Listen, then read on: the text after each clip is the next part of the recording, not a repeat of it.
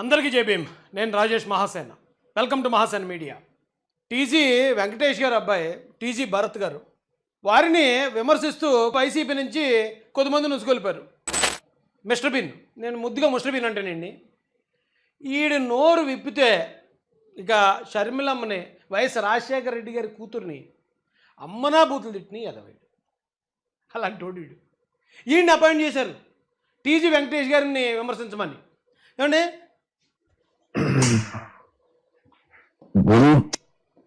ఎందుకు మురిసిపోతూ ఉంటాడు కొంచెం అమ్మాయిలాగా? నాకు అర్థం కాదు. కొంచెం చిన్నలు ఉన్నాయి ఇళ్ళు పెరుగుతా ఉంది. నువ్వు గాడిద చేయాల్సిన పని గాడి చేయాలి, గుర్రం చేయాల్సిన గుర్రం చేయాలి. ఏది నువ్వు పసిరిక పాముకు తక్కువ, వానపాముకు ఎక్కువ. అది నీ జాతి లక్షణం. ఈ సవాళ్ళు పసిరిపాముకి తక్కువ, వానపాముకి ఎక్కువ, అది నీ జాతి. ఇది మాట్లాడితే జాతుల గురించి, కులాల మీద మాట్లాడతాడండి. ఆర్యవైశ్య కుటుంబానికి చెందిన వ్యక్తులట. నాకు వాళ్ళ గురించి, వాళ్ళ క్యాస్ట్ ఏంటి అనేది ఇప్పుడే తెలుసుకున్నాను. వీడు జాతి అన్నాడని, ఏంటి అంత దారుణంగా జాతి గురించి మాట్లాడుతున్నాడు ఏంటి అని చూస్తే ఆర్యవైశ్య కుటుంబం అట వారిది.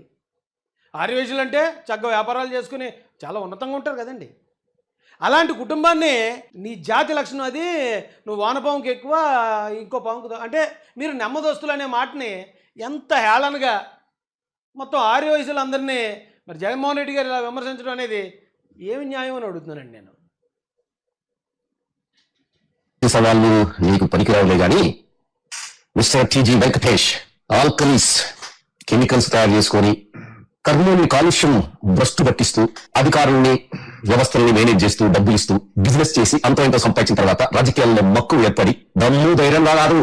దమ్ము ధైర్యం ఉన్నోడికి, మీసాలున్నోడికి కాళ్ళు చేతులు పట్టుకొని లేదంటే డబ్బులు సర్దుకోండి బాబు గారు అని. మీసాలు ఉన్నోడికి అంటే మీసాలున్నోడికి అప్పుడు అని ఉద్దేశం, కానీ వీడికి మీసం లేదు. ఒరే పంచు, ఎందుకురా నీకు నువ్వు ఇలా పంచులు వేసుకుంటావు? ఏమండి, అడే చెప్తున్నాడు వ్యాపారం చేసుకున్నారు, వ్యాపారంలో ఇదయ్యారు అని.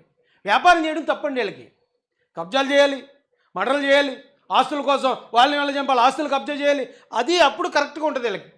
ఈ వైసీపీ నుంచి ఇలాగ అపాయింట్ చేసి ఇలాంటి వాళ్ళకి చూడండి, ఒక కులాన్ని మొత్తం ఎలా తిట్టించారో మీరు ఆలోచించండి. అక్కడి నుంచి అమెరికా నుంచి పంచిగాడు వచ్చాడు, ఎక్కడి నుంచి బాలనేరసుడు ఈయన వచ్చాడు.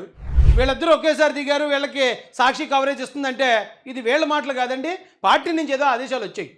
టీజీ ఫ్యామిలీని టార్గెట్ చేయండి, టీజీ ఫ్యామిలీని కించపరచండి, టీజీ ఫ్యామిలీని ఏదో నోటుకు వచ్చినట్టు వాగండి అని చెప్పి పార్టీ నుంచి వచ్చింది వాళ్ళకి. సో దీనికి వెంకటేష్ గారు కానీ అలాగే భరత్ గారు కానీ స్పందించొద్దండి. ఒకవేళ మీ దగ్గర క్యాడర్ ఉంటారు కదండి, మీ దగ్గర కూడా ఖచ్చితంగా టీడీపీ యూత్ ఉంటారు కదా, ఐటీడీపీ యూత్ ఉంటారు, వాళ్ళతో ఇప్పించండి కౌంటర్లో.